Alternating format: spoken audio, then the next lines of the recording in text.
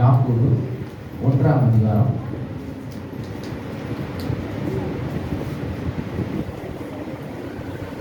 2ஆம் வசனத்திலிருந்து பொறுமையாய் வாசிக்கிறோம். என் சகோதரரே, நீங்கள் பலவிதமான சோதனைகளில் அகப்படும்போது உங்கள் விசுவாசத்தின் பரீட்சையானது பொறுமையையும் உண்டாக்கும் என்று அறிந்து அதை மிகுந்த சந்தோஷமாக எண்ணுங்கள். படிக்கலாம். இன்னைக்கு நம்ம பார்க்க போற செய்தியின் தலைப்பு என்னன்னா ஆங்கர் மேனேஜ்மெண்ட். கோபத்தை எப்படி சொல்றது, கோபத்தை கட்டுப்படுத்துறது, அடங்கி கொள்வது, அதுதான் இன்னைக்கு செய்தி. வெளியே இருக்கிறவங்க எல்லாம் உள்ள வந்து உட்காந்தா நல்லா இருக்கும். வயசானவங்க மாத்திரம் வெளியே இருந்தா போதும். கால் கையில நல்லா இருக்கவங்க கீழே உட்காரலாம். வந்து வெளியே எங்கேயும் எதுவுமே போடல. இங்கேதான் வார்த்தைக்கு தான் சொல்ல முடியாது. பேசலாம்.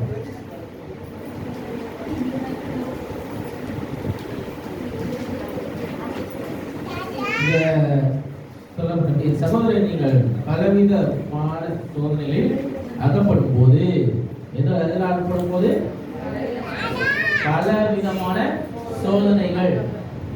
அப்போ நாம அந்த நேரத்தில் என்ன பண்ணணும்னா, உங்கள் விசுவாசத்தின் பரீட்சையானது பொறுமையை உண்டாக்கும் என்று அறிந்து அதை மிகுந்த சந்தோஷத்தில் என்ன பண்ணுமா, எண்ணுமா.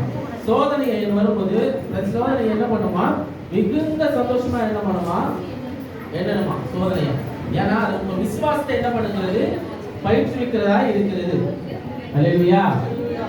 சோதனை எதுக்காக வருகிறது, உங்கள் விசுவாசத்தை பயிற்றுவிக்கிறது, பொறுமையை கற்றுக் கொடுக்கிறது. சோதனை வரும்போது ஃபர்ஸ்ட் எய்ட் ஆகக்கூடாது. நிறைய பேர் என்ன பண்றாங்க, மண்டை குழம்பி போயிடுவாங்க. நிறைய பேர் இல்ல, அந்த நேரத்துல பொறுமையா இருந்து ஆணுட்டு அந்த பலத்தை அதை எப்படி கலக்க வேண்டும், எந்த மாதிரி காரியங்கள் நான் செய்ய வேண்டும், அந்த நேரத்துல தான் நீங்க என்ன பண்ணணும், ஆண்டுட்ட அந்த பலத்தை என்ன பண்ணணும், கேட்கணும், ஞானத்தை கேட்கணும். ஆண்டவரே எனக்கு பொறுமையை கற்றுக்கணும், ஆண்டவரே நான் பொறுமையா இருந்து யோசிக்கணும். ஆனா நான் என்ன பண்ணணும் ஆண்டவரே, ஏன்னா சோதனையை சோதனை சகிக்கிற மனுஷன் பாக்கியவான் சொல்லப்பட்டது. சோதனையை சகிக்கிற மனுஷன் பாக்கியவான். அது சந்தோஷமா ஏற்றுக்கொள்ளும் போது இப்ப என்ன நடக்குது, நீங்கள் ஒன்றிலும் குறைவுள்ளவர்களாய் இராமல் பூரணராயும் இருக்கும்படி பொறுமையானது. அல்லேலூயா. பொறுமை என்ன பண்ணுதுன்னா, நீங்க ஒன்று குறைபடாத அளவு பண்ணுதான். பொறுமை என்ன பண்ணுது, உங்களுக்கு நீங்க எதுலயும் குறைபடாத அளவுக்கு பூரணராயும், பூரணராயினா எல்லாவற்றையும் நிறைந்தவராயும், நிறைவுள்ளவராயும், பூரணராயும், முழுமையாயும் இருக்கும்படி பொறுமையானது பூரண கிரியை என்ன பண்ணுது, செய்ய கடவுது. பொறுமை அதுதான் செய்யுது. இல்லையா? உங்களில் ஒருவன் ஞானத்தில் குறைவு உள்ளவனானால் யாவருக்கும் சம்பூர்ணமாய் கொடுக்கிறவரும் ஆனாலும் அப்பொழுது அவனுக்கு, ஆனாலும் அவன் சந்தேகப்படாமல் சந்தேகப்படுகிறவன் காற்றினால் அடிபட்டு அடைகிற கடலின் அடைக்கு ஒப்பாய் இருக்கிறான். ஞானத்துல குறைவு கேட்கணும், சந்தேகப்படாம கேட்கணும்.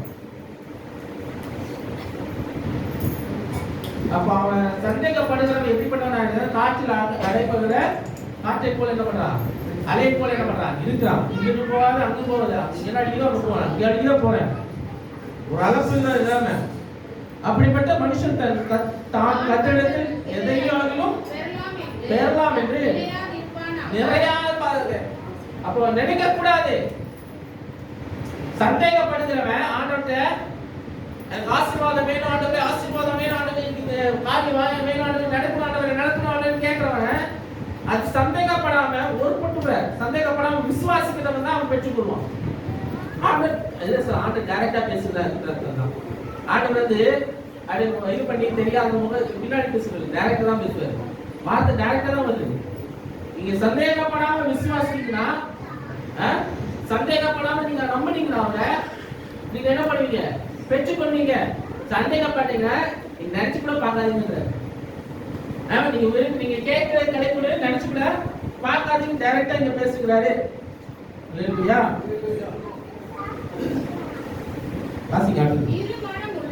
இருமனம் உள்ளவன் தன் வழிகளில் எல்லாம் நிலையற்றவனாய் இருக்கிறான். தாழ்ந்த சகோதரன் தான் உயர்த்தப்பட்டதை குறித்து மேன்மை பாராட்ட கடவன். ஐஸ்வர்யவான் தான் தாழ்த்தப்பட்டதை குறித்து மேன்மை பாராட்ட கடவன். ஏனெனில் அவன் புல்லின் பூவை போல் ஒழிந்து போவான். ஏன்னா இருமனம் உள்ளவன் தன் வழிகளில் என்னவா நிலையற்றவனாய் இருக்கான். ரெண்டு மனம் இருக்கக்கூடாது. ஒரு இதுல போக்கஸ்டா இருந்தீங்களா, ஒரு இதுல குறிக்கோளா இருந்தீங்க. வேணும்னா இதுதான், இப்படிதான் இருக்கணும். அப்படி பண்ணா நல்லா இருக்குங்க, இப்படி பண்ணா நல்லா இருக்கு, கிடையவே கிடையாது. எந்த இடத்துலயும் கிடையாது. ஆண்டவர் நான் எப்படி செய்கிறேனோ அதே போல என்ன பண்ண நீங்களும் இருங்க. ஆண்டவர் சொல்லுகிற காரியம் அதுதான். நான் செய்தவைகளை காட்டிலும் அதிகமா நீங்க என்ன பண்ணுவீங்க? செய்வீர்கள். நான் செய்யறதை நீங்களும் செய்யுங்க. நீங்க நான் செய்வதை காட்டிலும் அதிகமா செய்வீர்கள். அவர் என்ன செய்கிறாரோ அதே போலவே நாமளும் என்ன பண்ணணும்? செய்யணும். அதுக்கு ஒரு படி மேலாகவும் நம்ம செய்யணும். அப்போனா நம்ம இருமனம் உள்ளவர்களா இருந்தா அது செய்ய முடியாது. ஒரு காரியம், ஒரே நோக்கம், ஒரே குறிக்கோள், அது வேணும்னா அதை அடைஞ்சு தீர்ற வரைக்கும் அதே எண்ணத்தோட ஒரே மனதோட இருக்க வேண்டும். ஹல்லேலூயா, ஹல்லேலூயா. சூரியன் புல்லை உலர்த்தும் போது அதன் பூ உதிர்ந்து அதன் அழகான வடிவ அழிந்து போம். ஐஸ்வர்யவானும் அப்படியே தன் வழிகளில் வாடி போவான். சோதனை செய்கிற மனுஷன் பாக்கியவான். அவன் புத்தகமின்றி விலகின பின்பு கர்த்தர் தம்மிடத்தில் அன்பு கூறுகிறவருக்கு வாக்குத்தத்தம் பண்ணின ஜீவக்கிரீடத்தை பெறுவான். ஹல்லேலூயா. வாக்குத்தத்தம் பண்ணப்பட்ட, சொல்லுங்க, வாக்குத்தத்தம் பண்ணப்பட்ட ஜீவக்கிரீடத்தை பெறுவான். பெறுவேன். நான் பெறுவான் சொன்னாரு, பெறுவான் அதே வாக்குத்தத்தம் பண்ண ஜீவக்கிரீடத்தை பெறுவேன். வாக்குத்தத்தம் பண்ணப்பட்ட ஜீவக்கிரீடத்தை பெறுவேன். ஹல்லேலூயா. சோதிக்கப்படுகிற எவனும் நான் தேவனால் சோதிக்கப்படுகிறேன் என்று சொல்லாதிருப்பானாக. தேவன் பொல்லாங்கினால் சோதிக்கப்படுகிறவர் அல்ல, ஒருவனையும் அவர் சோதிக்கிறவரும் அல்ல. அவனவன் தன் தன் சுய இச்சையினாலே இழுக்கப்பட்டு சிக்குண்டு சோதிக்கப்படுகிறான். ஹல்லேலூயா. யார்மா சோதனைக்காரன் யாரு? பிசாசு தான். ஆண்டவர் ஒருத்தர் என்ன பண்ணல, சோதிக்கிறது இல்ல. ஹல்லேலூயா. இங்கே சொல்லப்பட்டபடியானது யார் ஆண்டவர் என்ன பண்ணல, பொல்லாங்கினால் இது சோதனைக்கப்படுகிறது அல்ல, ஒருவனும் ஒருவரையும் அவர் சோதிக்கிறவரும் அல்ல. ஹல்லேலூயா. அப்போ ஏன் இப்படி சோதிக்கிறீங்க ஆண்டவரே கேட்கக்கூடாது. ஏன் இப்படி சோதிக்கிறீங்க ஆண்டவரேன்னு கேட்கக்கூடாது. ஆண்டவர் சோதிக்கிறவர் அல்ல, நம்ம தான் அவரோட பொறுமையை பொறுமையை சோதிக்கணும். நிறைய பேர் சொல்லுவாங்க, மாட்டேங்குது, கோபத்தை கிளப்பி விடுறீங்க, திருப்பி திருப்பி திருப்பி திருப்பி பாவம் செய்யணும், திருப்பி திருப்பி திருப்பி அதே தான் பண்ணுறோம். ஆண்டவர் ஒரு காரியம் ஒரு மீட்டெடுத்து பாதுகாத்து இவ்வளவு தூரம் வழி நடத்துறா, திருப்பி அதே தான் பண்ணுறோம். அவர் பொறுமையை தான் ரொம்ப சோதிக்கிறோம், அவரை தான் சோதிச்சுட்டே இருக்கிறோம். நான் சோதிக்கல. அவனவன் தன் தன் சுய இச்சையினாலே இழுக்கப்பட்டு சிக்குண்டு சோதிக்கப்படுகிறான். என்னோட இச்சையினாலதான் நான் விழுகிறேன். சோதனை எனக்கு எது வந்ததுனால நான் பாவம் செஞ்சேன், அதனால எனக்கு சோதனைக்குள்ளால போகிறேன். என் வாழ்க்கை நல்லா இருக்கணும்னா நான் ஆண்டுக்குள்ளால இருந்தால் எனக்கு சோதனை வராது. பிரச்சனை வருதுன்னா அதுல இருந்து நான் வெளியே வரணும்னா அது தூக்கி விடுகிறவர் யார்? இயேசு கிறிஸ்து மாத்திரம் தான். இச்சையானது கர்ப்பம் தரித்து பாவத்தை பிறப்பிக்கும். பாவம் பூரணமாகும் போது மரணத்தை பிறப்பிக்கும். நான் சொல்லல, வேதம் சொல்லுது. பிரியமான சகோதரர்களே, மோசம் போகாதுங்க. பிரியமான சகோதரர்களே, மோசம் போகாதுங்க. நன்மையான இருந்தையும் பூர்வமான இந்த பரப்பிலிருந்து உண்டாகி சோதனையில்லாத இறங்கி வருகிறது. எனக்கு பிடிச்ச அவசரம் தான். நல்லா நான் இதான் சொல்றேன். அவரிடத்தில் யாதொரு மாறுதலும் யாதொரு ஏற்றுமை இல்லை. மாறுதல் இல்ல. அன்னைக்கு சொன்னதுதான் இன்னைக்கு சொல்றாரு. நன்மையான தருவனா நன்மையானதான் வரும். தீமை அவர்கிட்ட இருந்து காண மாட்டோம். அவருக்கு தீங்கு வராது, சோதனை வராது, வேதனை வராது. பிசாசு தான் சோதிக்கிறான். பிசாசு தான் எல்லா இச்சைகளுக்குள்ளால நம்மளை விழ வைக்கிறான். நம்ம கண்களை கூடாக்கி விடுறது யாரு? பிசாசு தான். அசுத்தாவின் கிரியைகள் தான் நம்ம செய்யறது. நாம் செய்யற ஒவ்வொரு தப்புகளும் நம் கையில இருக்குது. அது நம்ம தான் பதில் சொல்லணும். ஆண்டவர் கிடையாது. ஆண்டவர் இப்ப பாவம் செய்ய சொல்றது இல்ல. யார் விழுறது? அவன் சொல்ல இச்சையில தான் என்ன பண்றான்? விழுறான். பார்க்க கூடாதுன்னு சொல்றாரு. ஆனா நம்ம தான் என்ன பண்றோம்? பார்க்கிறோம். கேட்க கூடாதுன்றாரு. அதுதான் என்ன பண்றோம்? கேட்கிறோம். செய்ய கூடாதுன்றாரு. அதை என்ன பண்றோம்? செய்கிறோம். போக கூடாதுன்றாரு. அதெல்லாம் என்ன பண்றோம்? போறோம். மரண ஆக்கி தப்புகிறவளா இருக்க வேண்டும். மரணம் நம் வாசப்படியில படுத்துக் கொண்டு இருக்கிறது. எப்போ என்ன நடக்கும் என்று தெரியாது. இச்சையானது பூர்ணமாகப்பட்டு கர்ப்பம் தரித்து என்ன பண்ணுமா? பாவத்தை என்ன பண்ணா? பூர்ணப்பட்டு கர்ப்பம் தரித்து பாவத்தை என்ன பண்ணுது? பிறப்பிக்கும். பாவம் மரணத்தை என்ன பண்ணுது? பிறப்பிக்கிறது. அவர் சித்தம் கொண்டு தம்முடைய சிருஷ்டிகளில் நாம் முதல் பலனாக இருக்கும் பொழுது சத்திய வசனத்தினாலே என்ன பண்ணாரு? நம்ம முதல் பலன் அடையணும். ஹலோ, நம்ம அவருடைய சிருஷ்டி தானே, அவரால் உருவாக்கப்பட்டது தானே.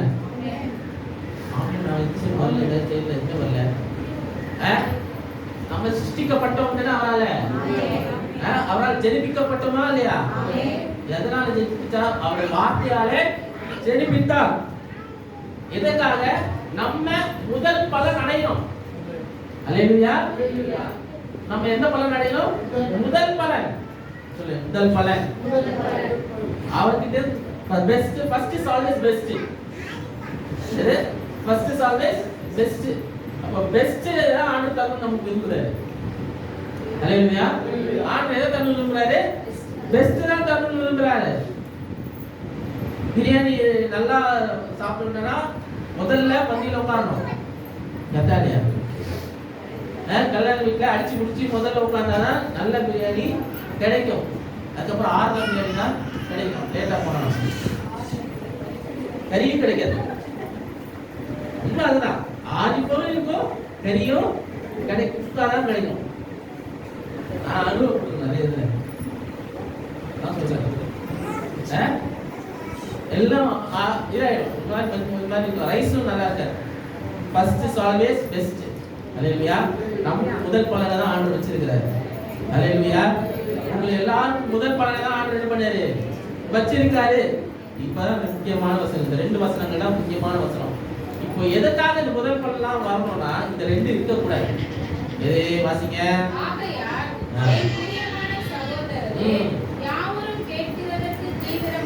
யாவரும் கேட்கிறதுக்கு தீவிரமாயும் பேசுகிறதற்கு பொறுமையாயும்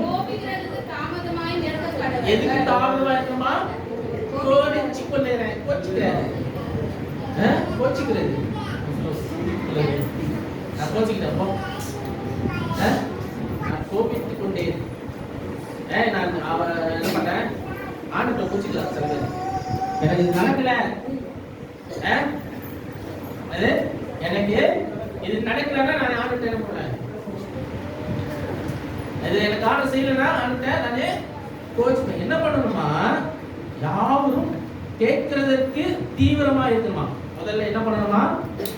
கேட்கிறதுக்கு தீவிரமா இருக்கணும். கேட்கிறவன் எவனும் பெற்றுக்கொள்வான் இருக்குது. அல்லேலூயா. முதல்ல நல்லா கேட்கறது ஒழுங்கா கேட்கணும், தீவிரமா கேட்கணும். அதெல்லாம் ஒன்றும் தப்பு இல்லை, கேட்கறது தப்பே இல்லை. பேசுகிறதுக்கு பொறுமையா இருக்கணும். ரெண்டாவது ஒரு காரியம் கேட்கறதுக்கு ஒழுங்கா தீவிரமா கேட்கணும். உங்களுக்கு வேணும்னா, ஒரு காரியம் வேணும்னா, அர்ஜென்டான காரியம் வேணும்னா, சூழ்நிலை இருக்குது, மோசமா இருக்குது, ஆண்டவரே மாற்றுங்க ஆண்டவரே, கேட்கறது தப்பு இல்லை, கேட்கறது ஓகே. ஆனா பேசுகிற அலுப்புகள், பேசுறது என்ன பண்ணும்? பொறுமையா பேசணும். சில பேர் வாய் பழிச்சுக்கிட்டே இருக்கும். தெளிவா பேசணும்னா பொறுமையா பேசணும். நிதானம் வேணும். நிதானம் இல்லைன்னா தடுக்கி விழும், பிரச்சனை வரும். அல்லேலூயா. பொறுமையா என்ன பண்ணணும்? பேசணும். கோபிக்கிறதுக்கு தாமதமாயிருங்கள்.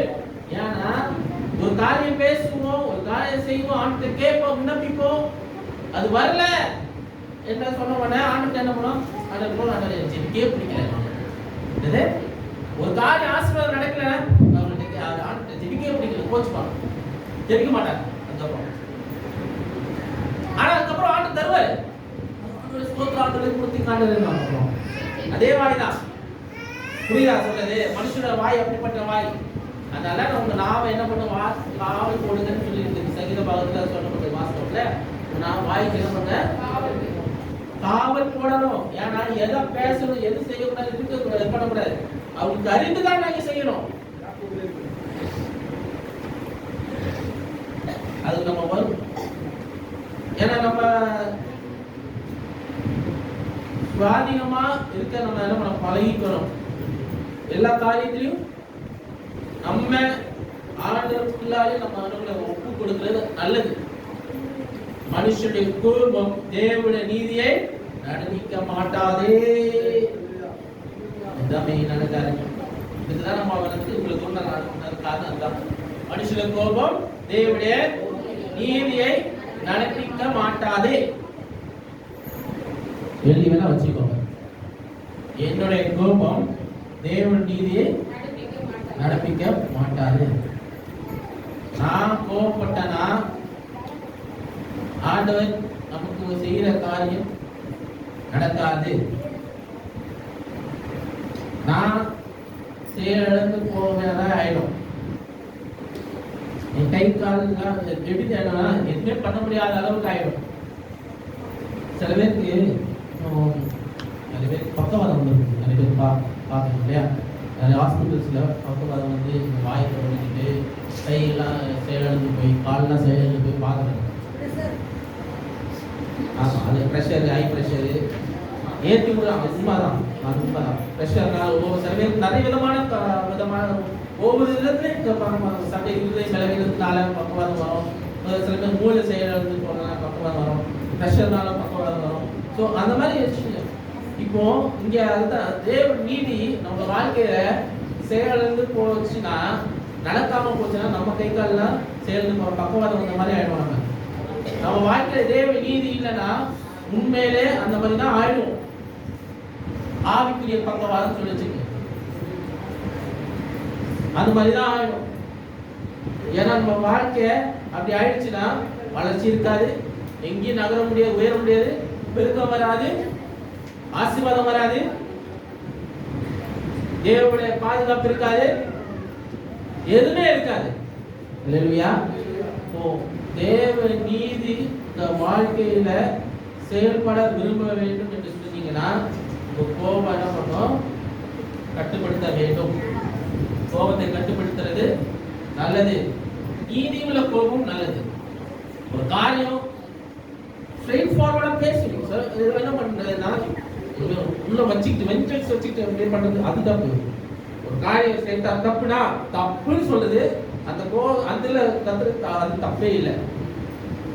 கட் அண்ட் ரைட்டா பேசுறது ஸ்ட்ரெயிட் ஃபார்வர்ட்னஸ் தான் ஆண்டவர் விரும்புகிறார். ஏன்னா அவர் அப்படிதான் முகத்துக்கு நேரா தான் பேசுவார். முன்னாடியே தான் பேசுவார். Is a perfect gentleman. ஹalleluya. ஆண்டவர் உங்களுக்கு விரும்புறது அதுதான். நீங்க பேசணுமா நேரா பேசணும், யாருக்கு பின்னாடி பேசணும். அந்த காசிப்பிங் தான் அதான் நமக்கு ஒரு பெரிய பாவமே. என்னன்னா பின்னாடி மற்றவங்க குறித்து கொஞ்சம் பேசிட்டு போகணும். ஒரு காரியம் எல்லாரும் பேசிட்டாங்களா, இந்தாக்கா அங்க எங்கிருந்து போக தெரியாது. ஒரு காரியம் சொல்லியிருப்பாங்க, ஓடிடும். அதான் வாயை காக்காம இருக்கிறதுனால தான் பிரச்சனை. அப்ப என்ன ஆகுது, பாவம் அங்க டிரான்ஸ்பர் ஆகிட்டு இருக்குது. நீங்க மாத்திரம் பாவம் பண்ணறவங்கள மத்தவங்க என்ன பண்றீங்க, பாவம் பண்ண வைக்கிறீங்க. நீங்க கெட்டது மாத்திரம் இல்ல, மத்தவங்க வாழ்க்கையை கெடுக்கிறீங்க. அவங்க வளர்ச்சிக்கு நீங்க தடையா மாறுறீங்க. நீதிமொழிகள் 10ஆம் அதிகாரத்திலே 19ஆம் வசனம் சொல்லுது, சொற்களின் மிகுதியால் பாவம் இல்லாமல் போகாது. சொற்களின் மிகுதியால என்ன பண்ணலாம், பாவம் இல்லாமல் தன் உதடுகளை அடக்கிறவன் என்ன பண்றானா, புத்திமான். சொல்ல புத்திமான் வராதே, ஏதாவது அடக்க முடியாது. அதனால எப்படி சொல்ல முடியும், அடக்குறாதானே சொல்ல முடியும். அப்போ நீங்க யாரும் புத்திமான் இல்லை. அப்படியா, நீங்க ஒத்துக்கீங்களா? எதுவும் அப்ப அப்ப உடனே அடக்குறதா அடக்கிட்டீங்க உங்களுக்கு ஸ்தோத்திரம். நீங்க புத்திமானா இல்லையா? அப்ப புத்திமான்னு சொல்லும் போது நம்ம என்ன பண்ணணும், வாயில எப்போ மூடணுமோ அப்ப என்ன பண்ணணும், மூடணும். வாயை ஞானம் விளங்க தரணும்னு சொல்ற காலம் எதுக்குன்னா, அது முக்கியமா பெண்களுக்கு தான் இங்க சொல்லப்பட்டிருக்கு. நீதிமொழிகள், அதே நீதிமொழியில கடைசி இதுல குணசாலியான ஸ்திரீ என்ன பண்றா, தன் வாயை என்ன பண்ணா, ஞானம் விளங்க என்ன பண்றானா திறக்கலாம். she is a business woman. she பேசுறா, பேசும்போது என்ன பண்றா, பேசுறா. அவளுக்கு எல்லா காரியம் நீங்க நீதிமொழி அதை படி 31ஆம் அதிகாரத்துல எடுத்து இப்படி அவ வந்து காலையில் பொழுதோடு எண்ணிக்கிறா. அவ தன்னுடைய வீட்டார் எல்லாம் விசாரிக்கிறா. அவளும் என்ன பண்றா, போய் வியாபாரிகளோட என்ன பண்றா, பேசுறா. பேசுறா, அவ எல்லாம் பண்றா, வேலை எல்லாம் கரெக்டா பண்றா. ஆனா அவ தேவையில்லாத பேசுறது இல்ல, கோபத்தை உண்டாக்குற மாதிரி பேசுறது இல்ல. ஞானம் விளங்கு தன் வாயை என்ன பண்றா, திறக்கிறா. மூட வேண்டிய இடத்துல மூடுகிறா. நீங்க வாசிக்க போய் வாசிங்க, திரும்பி திரும்பி வாசிங்க, அன்றைய ஏற வரைக்கும் வாசிங்க. ஏன்னா ஞானம் எப்போ உங்களுக்குள்ள செயல்படும். நான் இன்னொரு அடுத்த வசனம் சொல்லுது,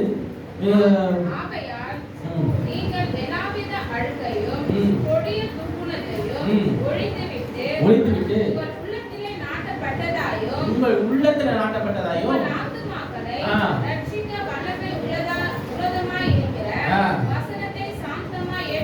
வசனத்தை என்ன பண்ணுமா, சாந்தமா ஏற்றுக்கொள்ளணும். உங்க உங்க உள்ளத்துல அழுக்க பாவம் செய்கிற காரியங்களை நீக்கணும்னா வார்த்தை ஏற்றுக்கொள்றது அப்படியே ஏற்றுக்கொள்ளணும். ஏற்றுக்கொண்டு அப்படியே உங்களை மாற்றிக்கொள்றது தான் உங்க கையில இருக்குது.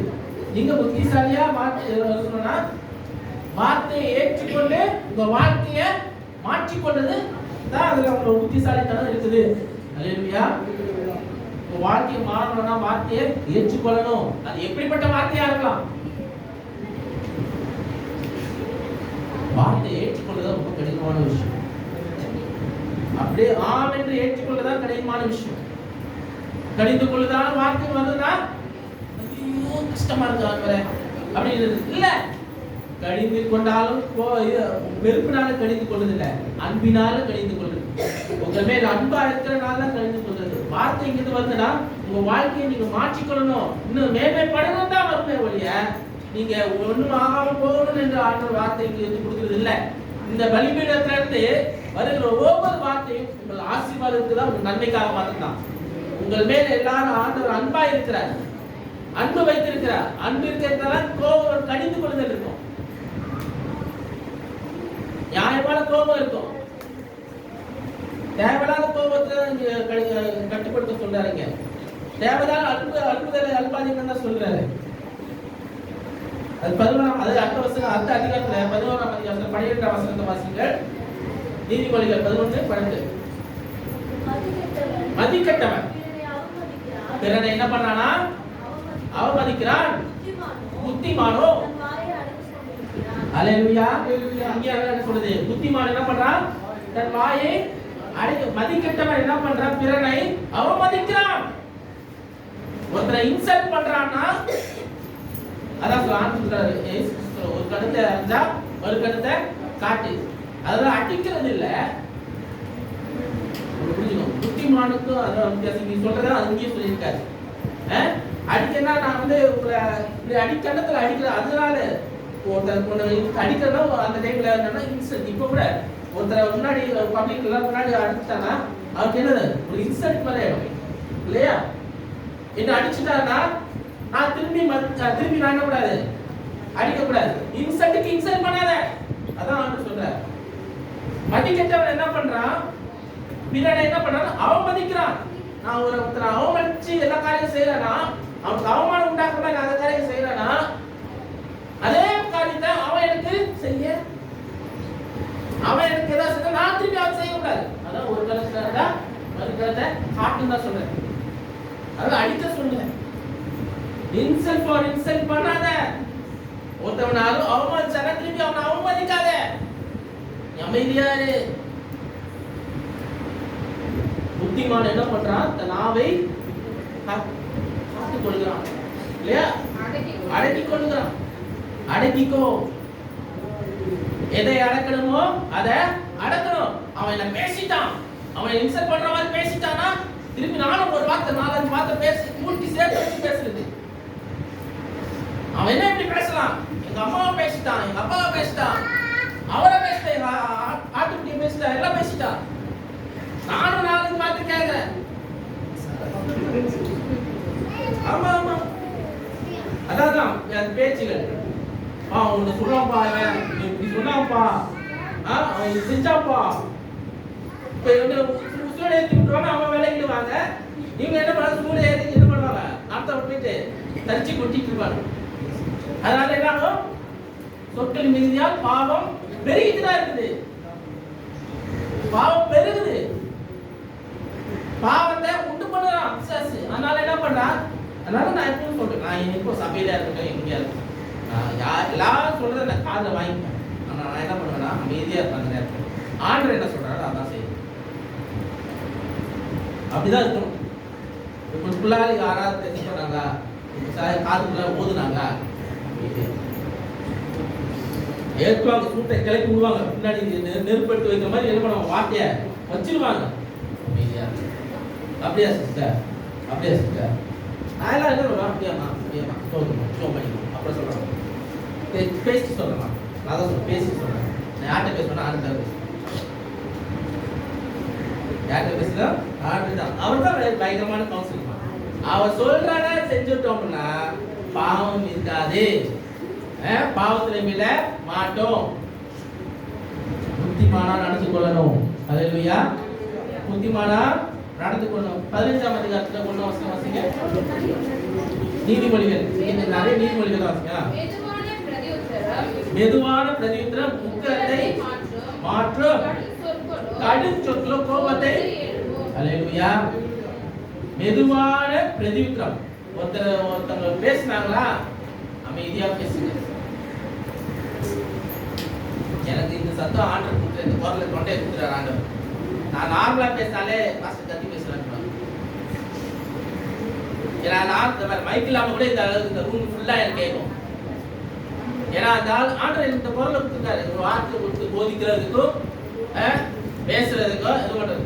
ஏன்னா நார்மலா பேசிக்கிட்டு தான் நார்மல் பேசிட்டு என்னது கேட்குதா தெரியும். மைக் எனக்கு மைக்கு தேவை இல்லை. நான் இங்க வந்து இன்னும் கொஞ்சம் சமத்தா பேசுற மாதிரி இருக்கும்.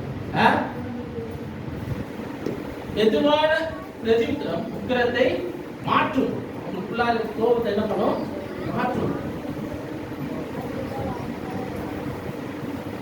துன்மார்க்குடைய ஆலோசனை நடமாகும், பாவின் வழி இல்லாமல் பரியாசக்கார உட்கார விடுத்து.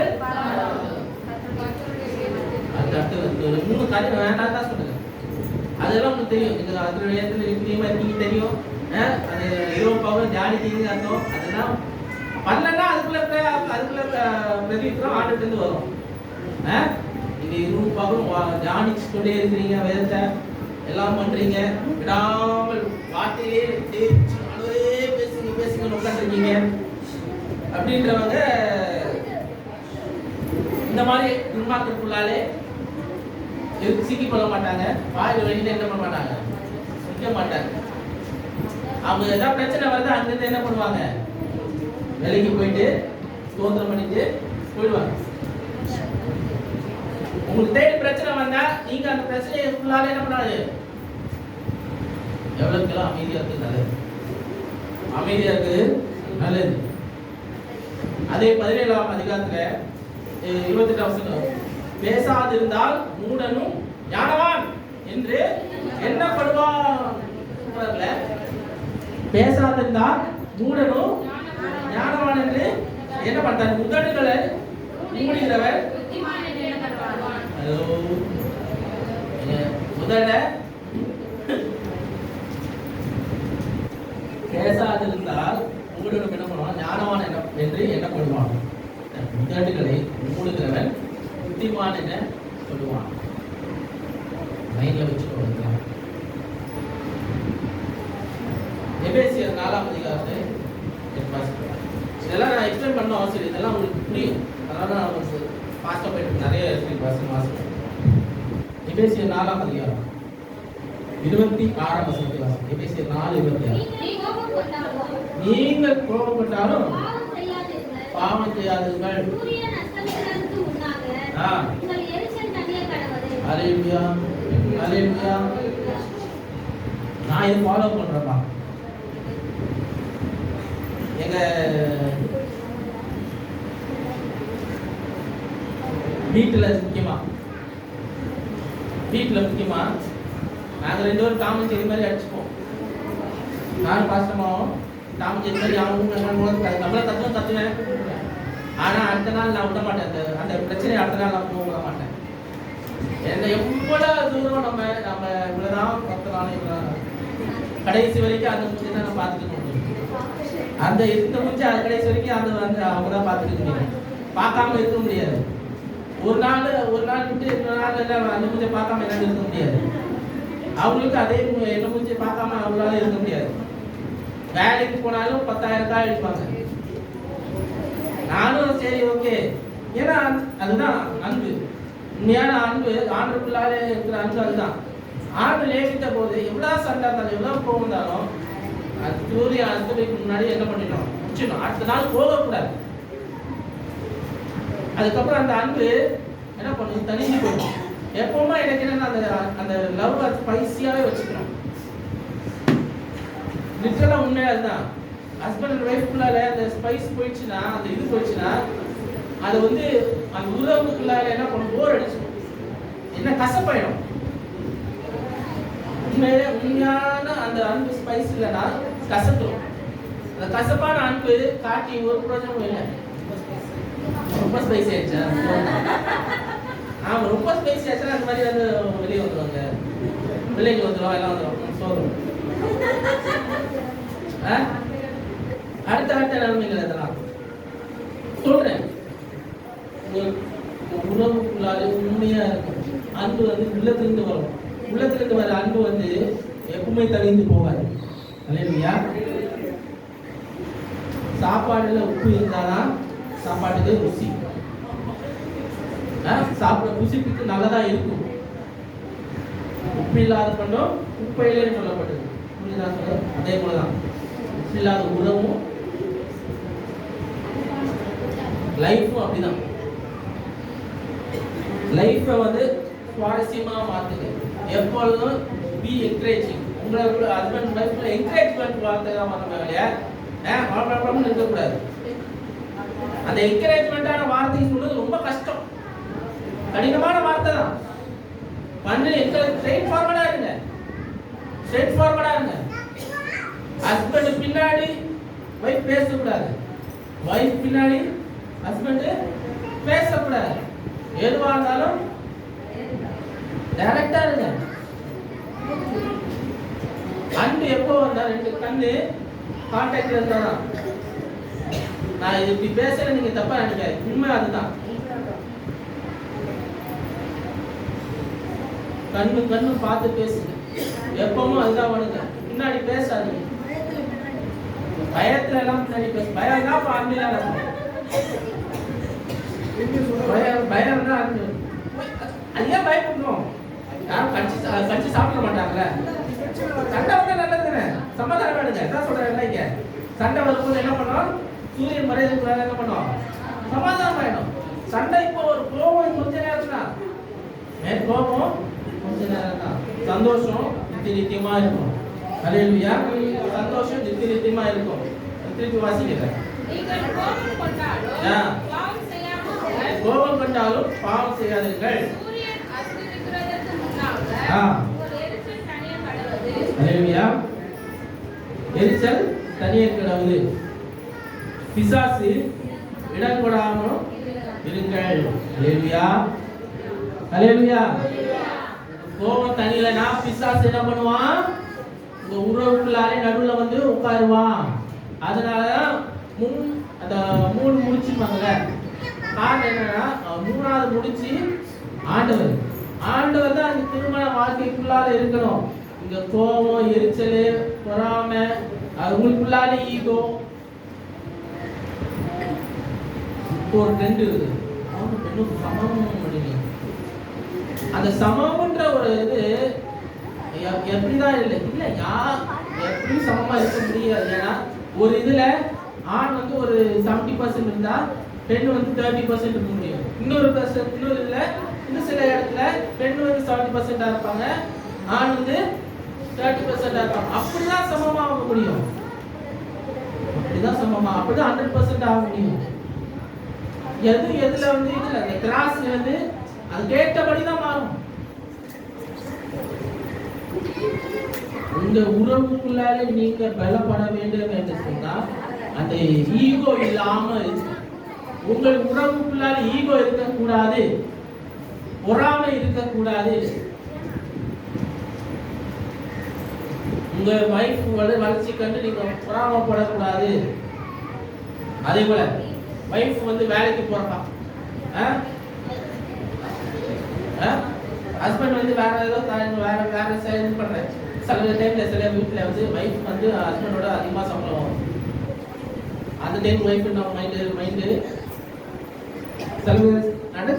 நடைமுறையில நடக்குதாமா. ஹஸ்பண்ட் வந்து ஒரு 10,000 ரூபாய் 15,000 ரூபாய் சம்பாதிச்சானா வந்து வைஃப் வந்து 20,000 25,000 ரூபாய்க்கு சம்பாதிச்சாங்கன்னா வைஃப்க்கு என்னடும்? சில வைஃப் மண்டை தலைவன் வந்துடும், எல்லாம் வந்துடும், எல்லாம் இது மாதிரி வரும். அது வரக்கூடாது. என்னதான் நீங்க சம்பாதிச்சாலும் husband is the man of the house, head of the house. அதுக்கு கீழ்ப்படிதான் ஆக வேண்டும், அடிப்படைதான் ஆக வேண்டும். என்னை பொறுத்த வரைக்கும் நான் ஓப்பனா நான் தைரியமா நான் சாட்சியா நான் சொல்லுவேன். இந்த நிமிஷம் வரைக்கும் என் ஒய்ஃப் கிட்ட பாஸ்டர்மா கிட்ட நான் வேணா நீங்க வேணா கேட்டு பாருங்க. ஒரு காசு அவங்க சம்பாதிக்கிறாங்க, நான் சம்பாதிக்கல. எனக்கு வீட்டுக்கு வேணும், இந்த மாதிரி மளிகை சாமான் வேணும், அரிசி வாங்கணும், இது பண்ணணும், கரண்ட் பில் கட்டணும், எனக்கு காசு பண்ணி நான் இந்த நிமிஷம் வரைக்கும் நான் கேட்கறேன். என்ன ஆசீர்வதிக்கிறது என் தேவன். நான் I am the man of the house, I am the provider of the house. அதுல நான் ஆர்வம் பிளேஸ் பண்ணிட்டேன். நீங்க வேலை செஞ்சேன்னா அது உங்களோட சந்தோஷத்துக்காக வேலை செய்யும். உங்களுக்கு பிடிக்கலையா வேலை செய்யாது. அதான் என் வைஃப். இந்த நிமிஷம் வரைக்கும் என் ஆண்கிட்ட நான் வைராக்கியமா கேட்டேன், என் பொண்டாட்டிட்ட கூட நான் கையேந்த கூடாது. இந்த நிமிஷம் வரைக்கும் அந்த நிலைமைக்கு ஆண்டு விடவே இல்லை. அந்த வைராக்கியம் ஒவ்வொருத்தருக்கும் வேணும். என்னை அவங்க குடும்பத்துக்கு ஆசீர்வாதம் வச்சிருக்காரு, நான் கொடுக்க முடியாத வச்சிருக்காரு வழியா நான் கையேந்தபடி வைக்கவே இல்லை. ஒவ்வொரு மாசமும் எனக்கு ஆண்டு ஆசீர்வதிக்கிறது அவர் மாசம் தான். ஏன்னா நான் எனக்கு எதுவுமே கிடையாது. என்னதான் வீடுகளை பாடம் வைக்கிறார், என்னதான் கரண்ட் பில் கட்ட வைக்கிறார், என்னதான் கேஸ் புக் பண்ண வைக்கிறார், எல்லாமே நான் தான் பண்றேன். இது வரைக்கும் எதுவுமே கிடையாது. வழி நடத்துகிறவர் அவர், கொடுக்கிறவர் அவர். அல்லேலூயா. அப்போ எந்த ஒரு காரியத்திலையும் வேற்றுமை இருக்கக்கூடாது. உறவுக்குள்ளால வேற்றுமை இருக்கக்கூடாது. நீ உயர்வு தாழ்வு எதுவுமே கிடையாது. அந்த உயர்வு தாழ்வு எது தெரியுமா? சூழ்நிலையில உயர்வு தாழ்வு வரும்போது அந்த முதல்ல நீங்க திருமணத்துல இது பண்ணும்போது உயர்வாலும் தாழ்வாலும் மரம் நம்ம பிரிக்கும் வர வேலை அன்பு செலுத்தவும் உங்களுக்கு கீழ்ப்படியும் சொல்லிட்டு என்ன பண்றாங்க மனைவிகள் சொல்றாங்க. அந்த கீழ்ப்படிவது இருக்க மாட்டேங்குது. அவங்க சொல்லும் போதும் வாக்கு கொடுக்கும் போது சொல்லிடுவோம், ஆனா அந்த வாக்கை நிறைவேற்றாம இருக்கணும். அதே கணவன் பண்ணா அவர் என்ன பண்ணணும்? உங்க மேல அன்பு செலுத்தவும் உங்களுக்கு ப்ரொவைட் பண்ணவும், உங்களுக்காக ப்ரொவைட் பண்ண. அதுதான் புருஷ லட்சணம். ப்ரொவைட் பண்ணணும், அன்பு செலுத்தணும். அப்ப வீடு நல்லா இருக்கும். வீடு நல்லா இருக்கும். யாக்கோபுல நம்ம 20ஆம் வசனத்துல நம்ம திருப்பி வாசிக்கல. மனுஷனுடைய கோபம் தேவனுடைய நீதியை நடப்பிக்க மாட்டாதே. மைண்ட்ல வச்சுக்கோங்க. தேவன் நீதியை நடப்பிக்க மாட்டாது. அடுத்த வேலைக்கு கொண்டு போகாதீங்க, அடுத்த நேரத்துக்கு கொண்டு போறீங்க. சூரியன் அஸ்தமிக்கிறது முன்பாக உங்கள் எரிச்சல் தணியட்டும். அல்லேலூயா. லேவியராகமம் 19ஆம் அதிகாரம் 2ஆம் வசனத்தை வாசி. லேவியராகமம் 19ஆம் அதிகாரம் 2ஆம் வசனம். லேவியராகமம் 19:2. நீ இஸ்ரவேல் புத்திரரே சபை அனைத்தோடும் சொல்ல வேண்டியது என்னவென்றால் உங்கள் தேவனும் கர்த்தருமாகிய நான் பரிசுத்தர் ஆகையால் பரிசுத்தராய் இருங்கள். ஹல்லேலூயா, ஹல்லேலூயா. நம் தேவன் யாருமா? நம் தேவன் யார்? நம் தேவன் யார்? அதே போல நாமளும் என்ன பண்ணணும்? பரிசுத்தரா இருக்கணும். பரிசுத்தரா இருக்கீங்களா? ஆமென். அதுதான் ஆமென் வருது. உங்களில் அவனவன் தன் தன் தாய்க்கும் தன் தகப்பனுக்கும் பயந்து இருக்கவும் என் ஓய்வு நாட்களை ஆசரிக்கும் கடமையுங்கள். நான் உங்கள் தேவனாகிய கர்த்தர். ஓய்வு நாளை ஆசரிக்க வேண்டும். ஆட்களை காணோம். கம்யூனிட்டி டைம் மாத்திரம் வர்றது சில மாசத்துக்கு ஒரு நாள். அதான் அவங்களுக்கு அதான் ரொம்ப கஷ்டமா இருக்கு. இந்த மாதிரி பார்க்கும்போது ஆசீர்வாதம் வரணும்னா, உயர்வு வரணும்னா, மாற்றம் வரணும்னா ஒவ்வொரு ஓய்வு நாளும் பரிசுத்தமா ஆசரிக்க வேண்டும்.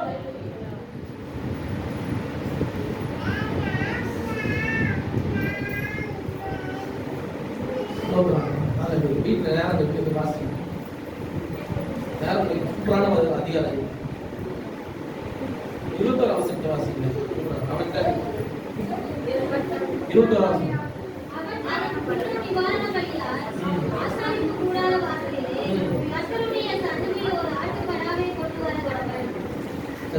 அப்படி வர தமிழ் வாசிங்க. தன் செய்த பாவத்தின் நிமித்தம்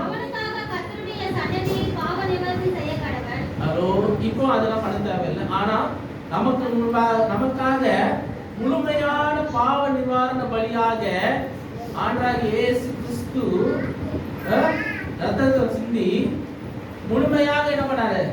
நம் பாவத்தை கழுவி விட்டார். நீதிமானாய் மாற்றிருக்கிறார். அல்லேலூயா, அல்லேலூயா. அப்போ இது ரொம்ப முக்கியம்.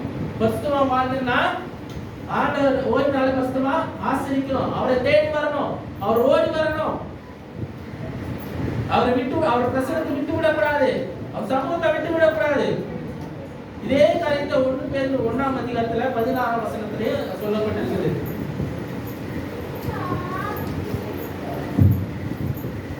1 பேதுரு 1:16 இதே சொல்லப்பட்டிருக்கு.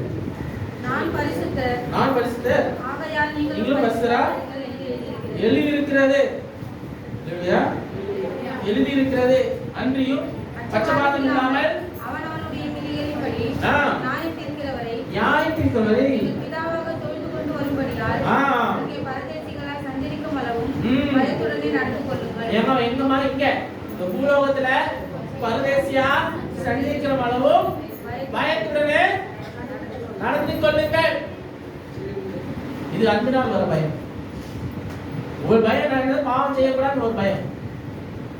பாவம் செஞ்சுட்டு அப்புறம் பயம் இல்ல, பாவம் செய்யக்கூடாதுன்னு பயம் வரணும். பாவத்தின் சம்பளம் மரணம் என்று பயம் வரணும். இந்த உலகத்துல நம்ம பரதேசிகளாய் நம்ம வச்சிருக்கிறார். எப்ப என்ன நடக்கும்னு நமக்கு தெரியாது, எப்ப என்ன நடக்கும்னு தெரியாது, எப்ப முடிவு வரணும் நமக்கு தெரியாது. பயத்துடன் நடந்து கொள்ளுங்கள். கடைசியாக மத்தேயு 5ஆம் அதிகாரம் 48ஆம் வசனம், பூரண சர்க்குணராய் இருங்கள் என்று சொல்லப்பட்டிருக்கிறது. 5:48. ஆகையால் பரலோகத்தில் இருக்கிற உங்கள் பிதா பூரண சர்க்குணராய் இருக்கிறது போல நீங்களும் பூரண சர்க்குணராய் இருங்கள். அல்லேலூயா, அல்லேலூயா. நல்ல குணங்களை உடையவர்களாய் இருக்கிறது. அல்லேலூயா. சற்குணம் என்று சொல்வது நல்ல குணங்கள். எல்லா விதமான நல்ல குணங்கள் உங்கள் உள்ளத்தில் இருக்கணும். கெட்ட குணங்கள்லாம் வெளியே போகணும். தேவையில்லாத காரியங்கள்லாம் வாழ்க்கையில் இருக்கக்கூடாது. மையம் இருக்கணும். ஏன்னா நாம இங்கே எப்படி இருக்கோம்? கடைசியாக அந்த பூமி நமக்கு சொந்தம் அல்ல, இயேசு மாத்திரம் நமக்கு சொந்தம். அல்லேலூயா. நமக்கு சொந்தமானவர் அவர் ஒருத்தர் தான், வேற எதுவுமே இல்லை.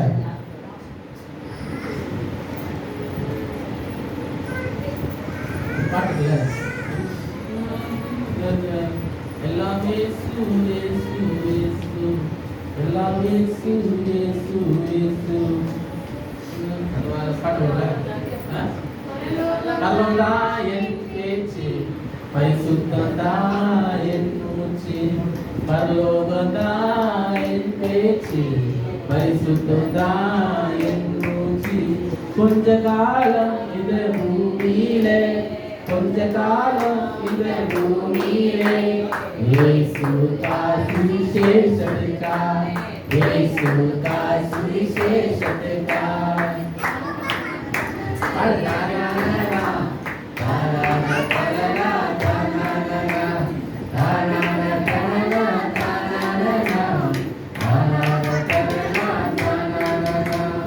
என்னேசு வருவா மேகங்கள் நடுவே என்னென்று சேர்த்து கொள்வா. என்னேசு வருவா மேகங்கள் நடுவே என்னோடு சேர்த்து கொள்வா. கூடவே வைத்துக் கொள்வாரா, என்னை கூடவே வைத்துக் கொள்வா. தானான தனனா தானானா தானான தனனா தானானா. அல்லேலூயா, அல்லேலூயா. அவரோட என்ன சேர்த்து கொள்வாங்க.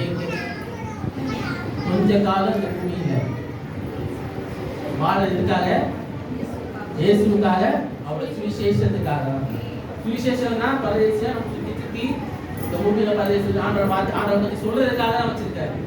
அவரை பத்தி சொல்றதுக்காக நன்மை செய்ய, அவர் எப்படி நன்மை செய்தாரோ அதே போல நாமும் நன்மை செய்கிறவராகவே சுற்றி தீர்வாய் மாறணும். அவரை போலவே மாறும். அவர் எப்படி பரிசுத்தராய் இருந்தாரோ நாமும் பரிசுத்தரா ஜீவிக்கிறது அவசியம். அவர் எப்படி பூர்ண சர்க்குணராய் இருந்தாரோ அதே போல நாமும் பூர்ண சர்க்குணராய் மாறணும். பாவங்கள் கழுவப்பட்டவர்களாக இருக்கிறோம். பாவத்துக்குள்ளால் திரும்பி போகக்கூடாது. பாவத்தை வெறுக்கிறவர்களா இருக்கிறோம். நீதி வாழ்க்கையில் நடக்கிறவர்களா இருக்கிறோம். நீதியை கடைபிடிக்க ட்ரை பண்ணுங்க. ட்ரை பண்ணுங்க.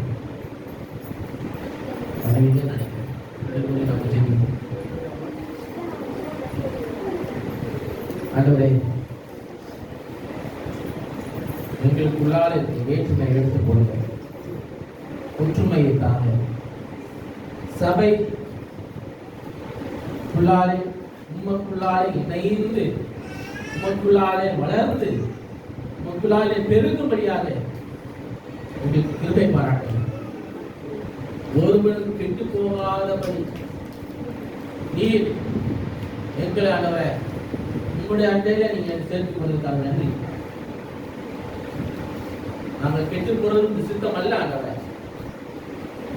ஒரு சித்தம் அல்ல ஆண்டவரே. நீர் எங்களை நிறைவாய் வைக்கிறதுக்காக நன்றி, எங்கள் நிறைவாய் வைக்கிறதுக்காக நன்றி, எங்கள் கூடவே வருகிறதுக்காக நன்றி. இம்மட்டு காத்தை மாணவர்களே இனிமேலும் காக்க வல்லவராக இருக்கிறீரே, கூடான கூடி நன்றி ஆண்டவரே. நீர் எங்களுக்காக இந்த பூமியிலே பிறந்து மாநிலராக வளர்ந்து எங்களுடைய பாவங்களுக்காக மரித்து 3ஆம் நாள் உயிர்த்து மரண ஆக்கிலிருந்து எங்களை தப்பிக்க நீர் வல்லவராக இருந்தீர் ஆண்டவரே. அந்த வாய்ப்பை நாங்கள் போக்கடிக்காதபடி அதை நாங்கள் எங்களுடைய பத்திரமாய் காத்துக் கொள்ளும்படியாக கிருபை பாராட்டு.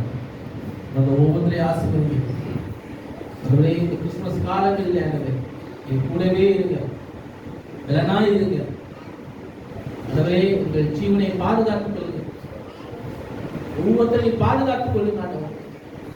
உங்களுடைய பார்வையிலே நாங்கள் அருமையா இருக்கிறோம், எங்கள் ஆத்மா அருமையா இருக்கிறது ஆண்டவரே. நீர் ஆண்டவரே உங்களுடைய சன்னிதானத்தில் நாங்கள் வரும் வரைக்கும் நாங்கள் உத்தமமாய் உங்கள் பயந்து வாழும்படியாக எங்களுக்கு கிருபை பாராட்டுங்க.